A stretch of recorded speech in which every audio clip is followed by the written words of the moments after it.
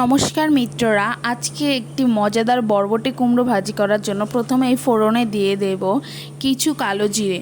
কালো জিরে থেকে যখন গন্ধ ছাড়া শুরু করবে তখন এর মধ্যে আমি সুন্দর করে কেটে রাখা, এখানে আমাদের এগুলোকে লচ্ছই বলা হয়, আবার এখানে বরবটিও বলা হয়। আপনাদের এখানে এগুলোকে কি বলা হয় অবশ্যই আমাদেরকে কমেন্ট করে জানাবেন।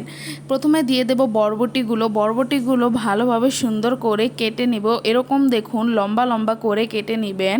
এভাবে কাটলে দেখতেও খুব সুন্দর লাগে এবং কুমড়োগুলোর সাথেও খেতে খুব ভালো লাগে।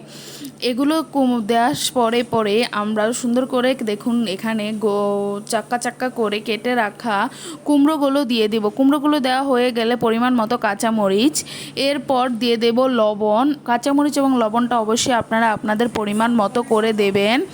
এরপর দেব হলুদ গুঁড়ো দেওয়া শেষ হলে ভালো মতো মিশিয়ে নেব।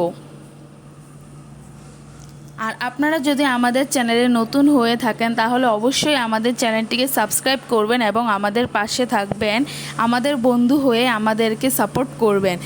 অল্প অল্প আছে ভালোভাবে কুমড়ো এবং বরবটিগুলোকে সিদ্ধ করে নিতে হবে। এখানে এক্সট্রা কিছুই দেওয়া দরকার নেই, শুধুমাত্র এগুলো ভালোভাবে সিদ্ধ এবং ভাজা হলেই এগুলো হয়ে যাবে। দেখুন আস্তে আস্তে কুমড়োগুলো এবং লচ্ছইগুলো কমতে শুরু করেছে। অল্প আছে ভালোভাবে নাড়িয়ে চাড়িয়ে সুন্দর করে ভেজে নিলেই খেতে খুব ভালো লাগবে। আপনারা এগুলোকে রুটির সাথে অথবা ভাতের সাথে যে কোনো কিছুর সাথেই খেতে পারেন, আপনাদের খেতে দুর্দান্ত লাগবে। আমাদের এখানে দুর্দান্ত লেগেছে। আপনারাও একদিন বাসায় অবশ্যই এভাবে ট্রাই করবেন। দেখুন আমার ভাজিটা এক নিমিষেই হয়ে গেল। আপনারা সকালের নাস্তা হিসেবে এটা ট্রাই করতে পারেন, 1 মিনিটেই হয়ে যাবে। অবশ্যই যদি বাসায় এভাবে ট্রাই করেন আমাদেরকে কমেন্ট করে জানাবেন। দেখুন দেখতে কতটা সুন্দর হয়েছে, খেতেও আসলে খুব ভালো হয়েছিল। আপনারা বাসায় অবশ্যই এভাবে একবার ট্রাই করবেন। টাটা।